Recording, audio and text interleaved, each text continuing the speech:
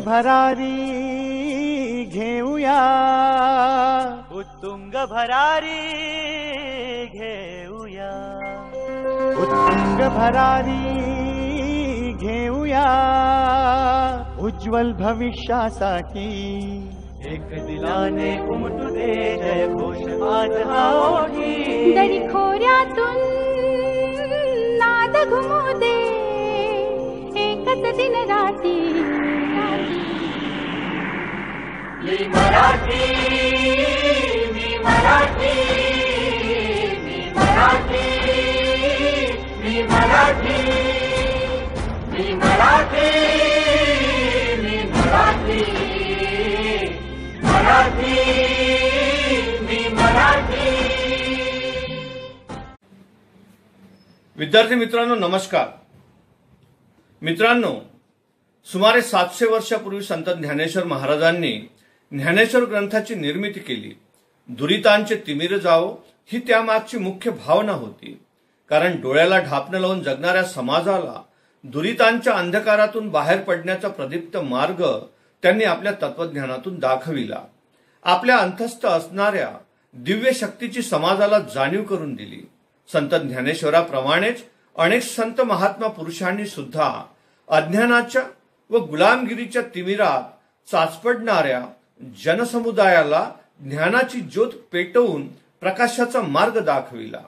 स्वातंत्र्य, समता, बंधुता आणि न्याय या मूल्यांसह समस्त जगाला विश्वबंधुत्वाचा आणि विश्वकल्याणाचा संदेश दिला. जगात सौख्य नांदावे म्हणून संत महापुरुषांनी समाजापुढे आपल्या प्रबोधनातून मानवी कल्याणाचा विचार मांडला. ही विचारांची शृंखला अगदी अलीकडच्या काळातील कर्मयोगी संत गाडगे महाराजांपर्यंत येऊन पोहोचली.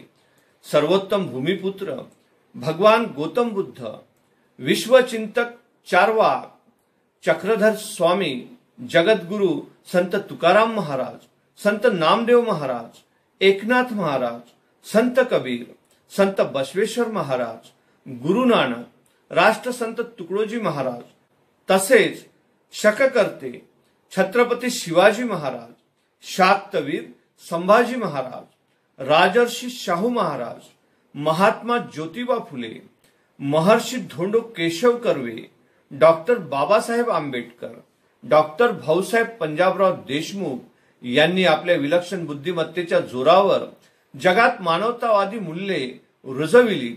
या सर्व संत महापुरुषांच्या विचारात विश्वकल्याणाचा एक समान धर्म दिसून येतो. म्हणूनच ते विश्व समुदायासाठी दुरितांचे तिमिर जावो अशी प्रार्थना करतात.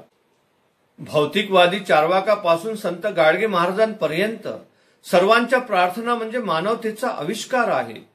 त्यांच्या प्रार्थनेत विश्वकल्याण, माणुसकी व सहृदयता यांचे प्रतिबिंब दिसते.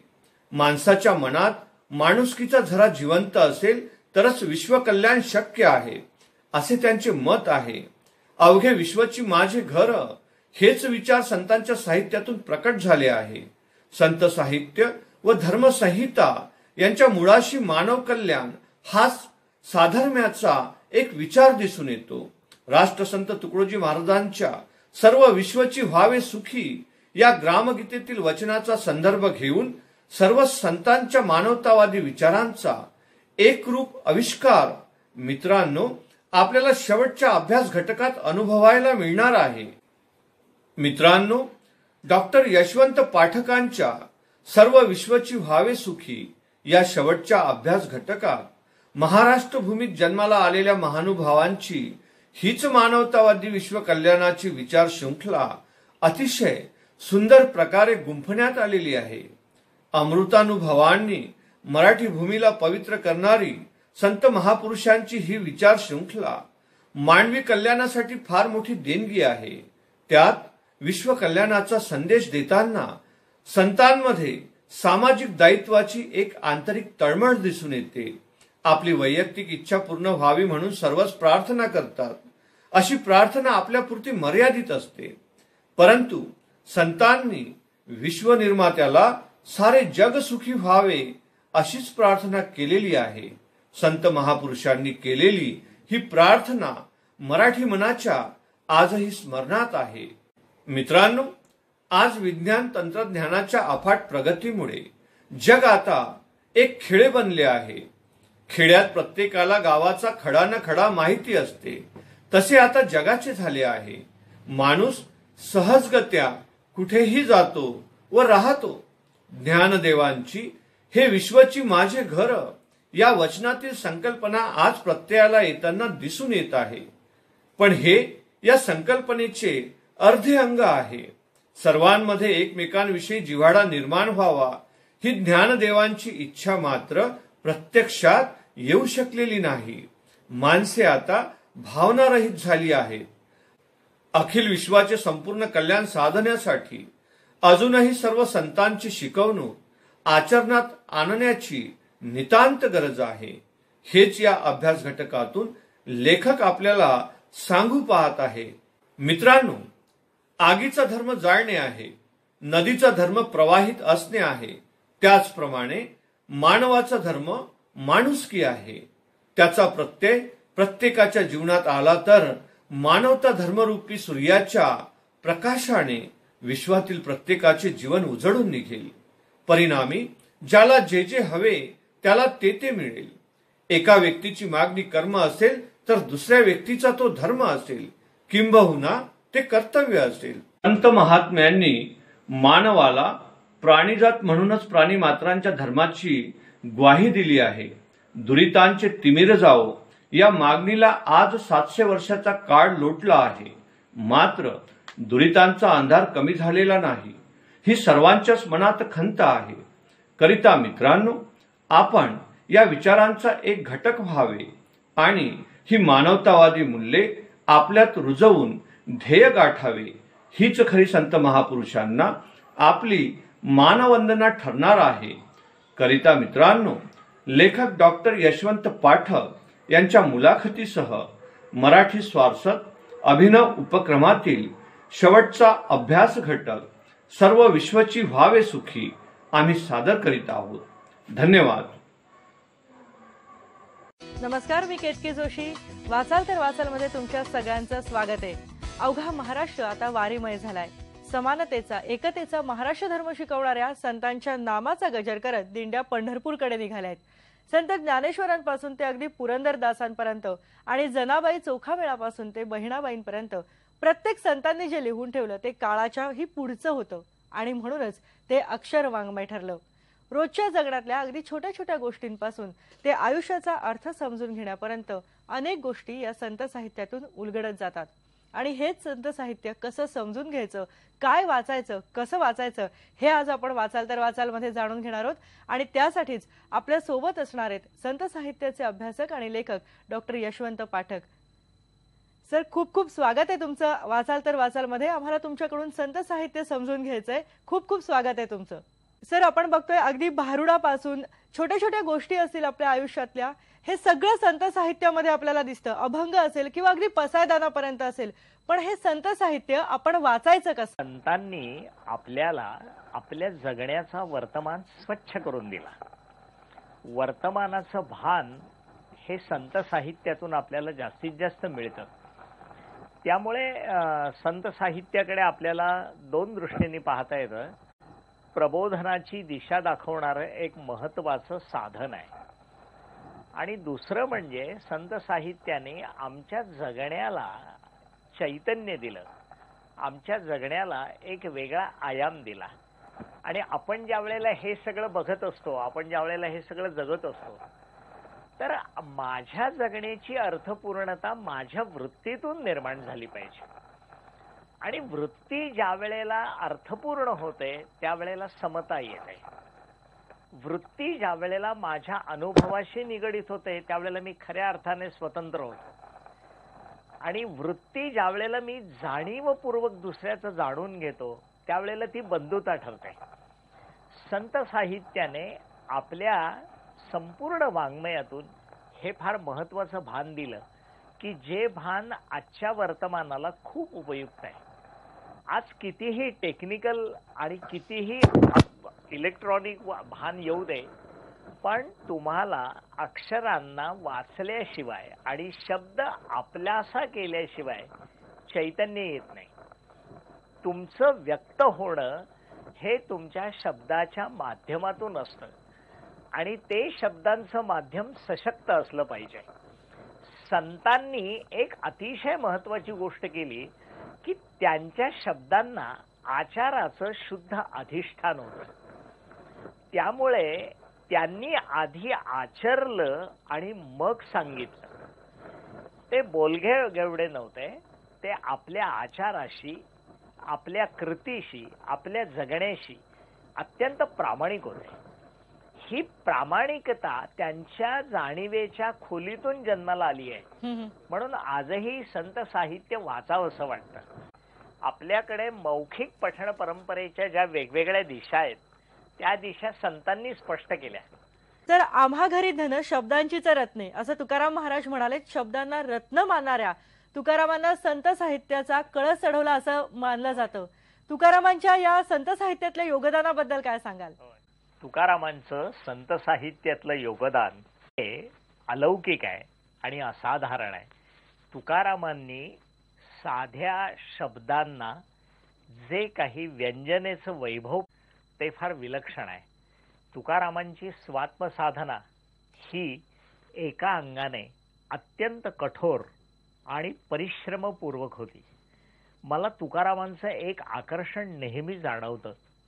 शाळा नाही, पुस्तक नाही, सगळं बंद केलं, पण तुकाराम जे निसर्गाच्या पुस्तकातून शिकले ते आज सुद्धा आम्हाला निसर्ग वाचता येत नाही. तुकाराम त्या काळात सांगताय की पर्यावरणाचं भान, वृक्षांना सांभाळण्याचं भान, स्वच्छ पाण्याला जपण्याचं भान त्या काळामध्ये तुकाराम सांगतायत. नुसतं नाही, तुकारामांनी आपल्या दैनंदिन जगण्याचा हरिपाठ तयार केलेला आहे. संत साहित्याबद्दल आज आपण समजून घेतोय आणि डॉक्टर यशवंत पाठक आपल्या सोबत आहेत.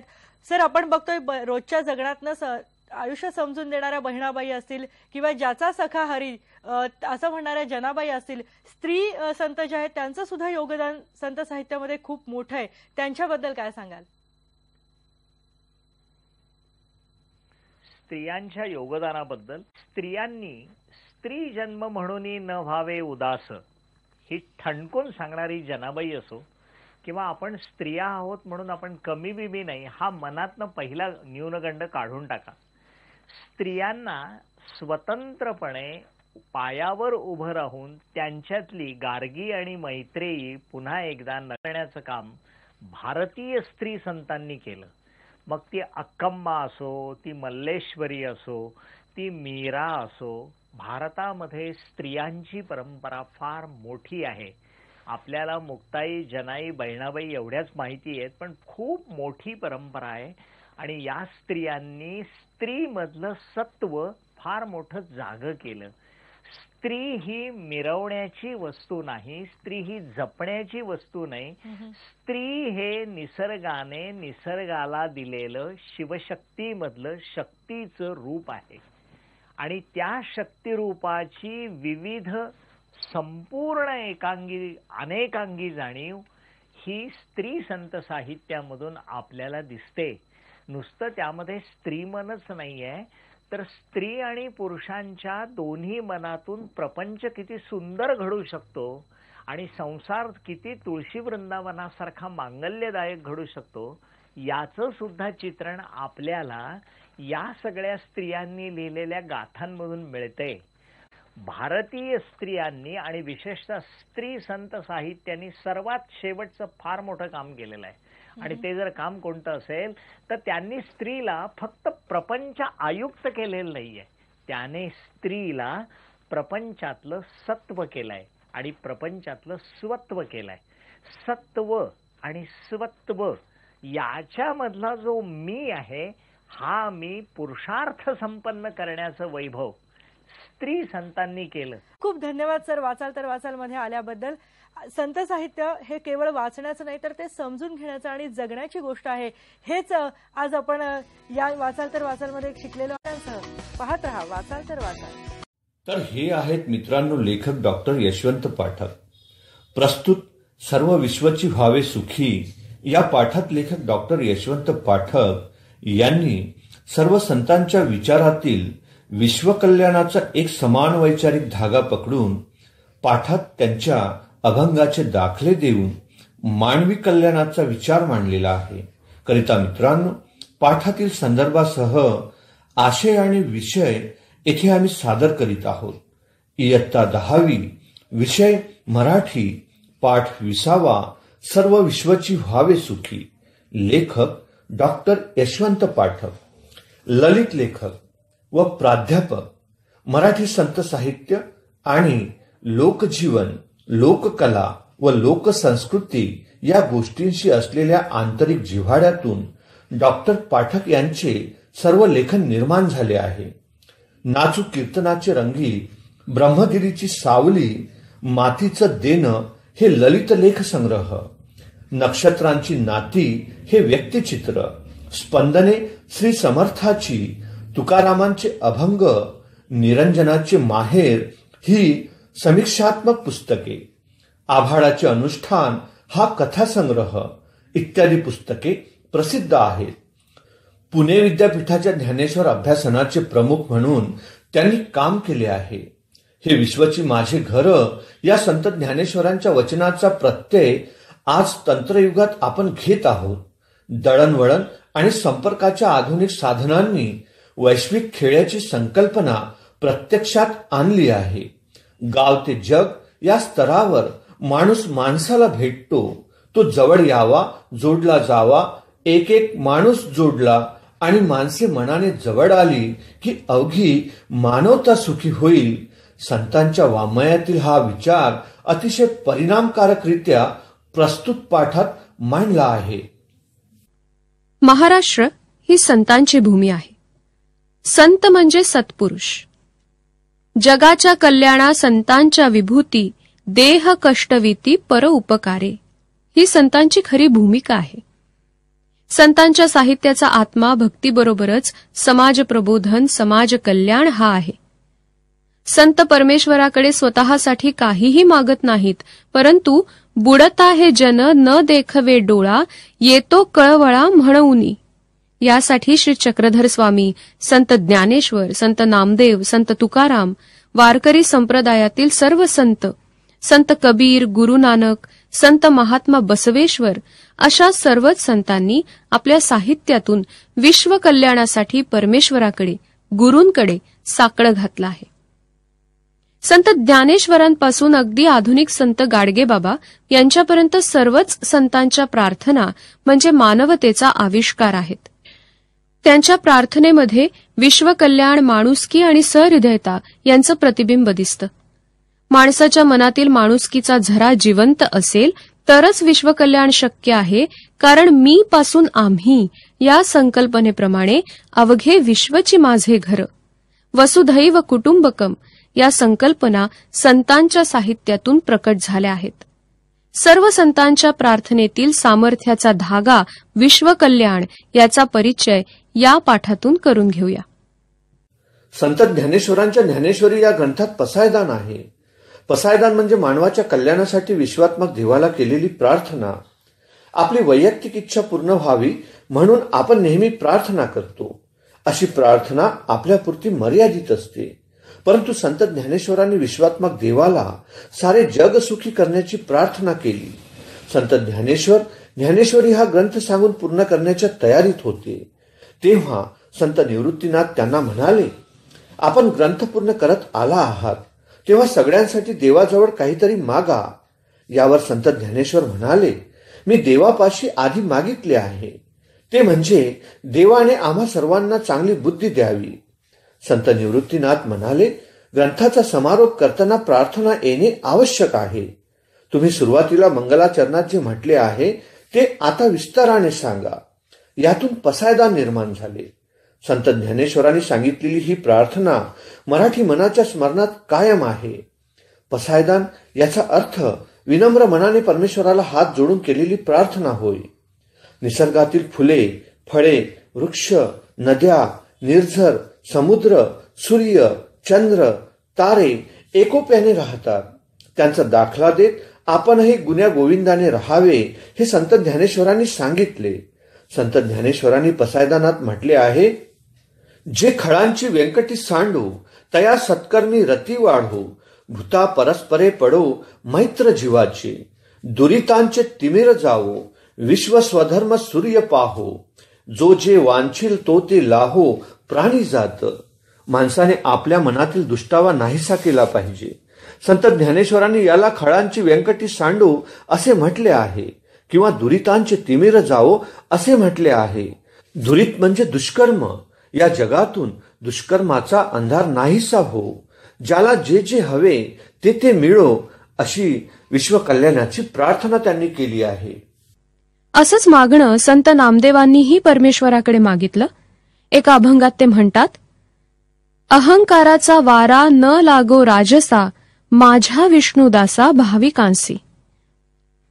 संत नामदेवांनी देवाला अशी विनंती केली आहे की देवा, मला सतत नम्र राहू दे, मला कधीही अहंकारी होऊ देऊ नकोस. माणसात उर्मटपणा आला तर तो कधीही यशस्वी होत नाही. आपल्याला आयुष्यात मोठं व्हायचं असेल तर नम्र राहायला हवं. विनम्रता केव्हाही जगाला आपलंसं करते. थोरांची चरित्र आपल्याला हेच शिकवतात. संत एकनाथांनी सर्वांभूती भगवत भावो, हाची निजभक्तीचा ठावो असं म्हटलं आहे. प्राणीमात्रात मैत्री असली की विश्व आनंदाने राहू शकतं. मैत्री म्हणजे नुसतं देणं घेणं नव्हे. मानवी सुखदुःखाशी सहृदय मनाने समरस होणं, दुसऱ्याच्या आनंदात आनंद मानणं, दुसऱ्याच्या दुःखात त्याला आधार देणं, हा आपला तो परका असं मनात कधीही न आणणं. असं झालं तरच जीवाचे मैत्र होतं. संत एकनाथ सर्वांभूती भगवत भावो असं म्हणतात, तर संत ज्ञानेश्वर यांनी भूता परस्परे पडो मैत्र जीवाचे असं म्हटलंय. संत तुकारामांनी देवापाशी संत संग देई सदा असं मागणं मागितलं आहे. संतांच्या संगतीमुळे 4 माणसं एकत्र आली तर चांगल्या प्रकारचं काम उभं राहतं. परस्पर सहकार्यातूनच मानवी जीवनाचं कल्याण होतं. त्यासाठी संत तुकाराम महाराज सांगतात, एक एका साह्य करू अवघे धरू सुपंथ. संत स्वतःसाठी काहीही मागत नाहीत. जगाच्या कल्याणासाठीच ते प्रार्थना करत असतात. संत रामदास यांनीही विश्व कल्याणासाठी प्रार्थना केली आहे. कल्याणकरी देवराया जनहित विवरी, तळमळ तळमळ होतची आहे हे जन हाती धरी. संत रामदास यांना जनहिताची तळमळ वाटते, म्हणून ते परमेश्वराजवळ सर्वांचे कल्याण कर असे मागणे मागतात. संत गाडगे महाराजांनी सामाजिक प्रबोधन करताना प्रत्यक्ष कृतीवर भर दिला आहे. वेळ वाया घालवणे, व्यर्थ गप्पा मारत बसणे हे संत गाडगे महाराजांना मान्य नव्हते. त्यापेक्षा सर्वांनी शिक्षित व्हावे यावर त्यांचा कटाक्ष होता. शिक्षणाचे महत्व सांगताना संत गाडगे महाराज म्हणतात, नको धर्मकृत्ये पैसा खर्चून या, घेण्यासाठी विद्या तोच खर्चा, स्वतःचा उद्धार करा प्रयत्नाने, शक्तीने मुक्तीने सुखी व्हावे. शिक्षणामुळे माणूस सुसंस्कृत व्हावा, माणूस जोडला जावा, त्यातून मानवाचे कल्याण व्हावे हे संत गाडगे बाबांना अभिप्रेत आहे. संत तुकडोजी महाराजांनी आपल्या ग्रामगीतेत स्वच्छतेचे महत्व सांगितले. आपले गाव हे देवाचे मंदिर आहे. अशा मंदिरात मानव देवमूर्ती सुंदर असे ते म्हणतात. समभावाने सेवा केली पाहिजे. अज्ञान नाहीसे व्हावे यासाठी ज्ञान विज्ञानाची कास धरावी. सर्वांनी ग्रंथ वाचावे, सत्य बोलावे असे तुकडोजी महाराज म्हणतात. संत तुकडोजी महाराज अशी प्रार्थना करतात की सर्व विश्वाची व्हावे सुखी, ही धर्माची दृष्टी नेटकी, ती आणावी सर्व गावलोकी, तरीच लाभ. सर्व संतांनी मागितलेलं मागणं म्हणजे मानवाच्या कल्याणासाठी आणि प्रगतीसाठी केलेली चिरंजीव प्रार्थना आहे. ही प्रार्थना मानवतेची पूजा करणारी आहे. संतांनी माणसाला महत्व दिलं. माणूस आदर्श व्हावा, त्याने सुसंस्कारांची जोपासना करावी, कुणालाही त्रास देऊ नये, एकोप्याने राहावं. माणूस कधीही एकाकी राहू शकत नाही. त्याला संवादाची नितांत गरज असते, म्हणून माणसाने कुणालाही दुखावता कामा नये. शक्यतो दुसऱ्याच्या उपयोगी पडणं ही खरी मानवता आहे. संतांनी ही मानवता आवर्जून शिकवली, तशी त्यांनी आचरणातही आणली. आजच्या विज्ञान युगात विज्ञान तंत्रज्ञानातील संशोधनामुळे विश्व जवळ आलंय. संत ज्ञानेश्वरांनी 13व्या शतकात हे विश्वची माझे घर ही कल्पना केली होती, याचं प्रत्यंतर आज आपण घेत आहोत. आज आपण जगात कुठेही जाऊ शकतो, पण संत ज्ञानेश्वरांना अभिप्रेत असलेला माणसांना जोडणारा जिव्हाळा आज हरवलाय. तो जपण्यासाठी मन सुसंस्कृत असायला हवं, नाहीतर राक्षसी वृत्ती निर्माण होते. ती संतांना नकोय. चांगल्या मनाने निर्माण केलेल्या कृती जगात महत्त्वपूर्ण ठरतात. विज्ञानातील चांगले प्रकल्प समृद्धी आणतात, पण सुंदर मनं ही राष्ट्राची श्रीमंती वाढवतात. संतांनी ह्याकडे लक्ष वेधलं आहे. वडाचे झाड कायम नम्र असते. ते सगळ्यांना सावली देते. त्याची सावली सर्वांना हवीशी वाटते. झाडे स्वतः ऊन सोसतात, लोकांना सावली देतात. पर्वताच्या कुशीत जन्मलेल्या नद्या मोकळ्या मनाने पुढे वाहतात. पर्वत आपल्या जागी स्थिर राहून हे आनंदाने पाहतात. आपण कोणत्याही कामात मन आनंदी ठेवून जर काम केले तर त्याच्यासारखा दुसरा आनंद नसतो. हे जगण्याचे खरे सूत्र आहे. स्वतः चांगले जगावे आणि स्वार्थापलीकडे जाऊन दुसऱ्याचाही विचार करावा. असे झाले तरच सुंदर समाज निर्माण होईल, सुखी होईल. हे सर्व संतांच्या प्रार्थना करण्यामागील मर्म आहे. अशा प्रकारे मित्रांनो, एकंदरीत सर्वच संतांनी मानवतेच्या कल्याणाची चिंता आपल्या अभंगातून व्यक्त केलेली आहे. मानवाने परस्पर गुण्या गोविंदाने नांदावे, कुणाला त्रास न देता सुखाने आनंदाने जगावे, एकमेकांना सहकार्य करावे, हे संतांच्या शिकवणीचे सार आहे. त्यांच्या उपदेशांमधील समान सूत्र शोधून लेखकांनी त्याची उत्तम प्रकारे गुंफण केलेली आहे. विश्व कल्याण व्हावे हा अत्यंत मोलाचा संदेश प्रस्तुत पाठातून देण्यात आलेला आहे. करिता मित्रांनो, सदर अभ्यास घटकावर आधारित शेवटचा प्रश्नसंच आम्ही येथे सादर करीत आहोत. धन्यवाद. प्रश्न क्रमांक 1. संत ज्ञानेश्वर यांनी मानवाच्या कल्याणासाठी केलेली विश्व प्रार्थना कोणती? प्रश्न क्रमांक 2. दुरितांचे तिमिर जावो या काव्यपंक्तीचा अर्थ लिहा.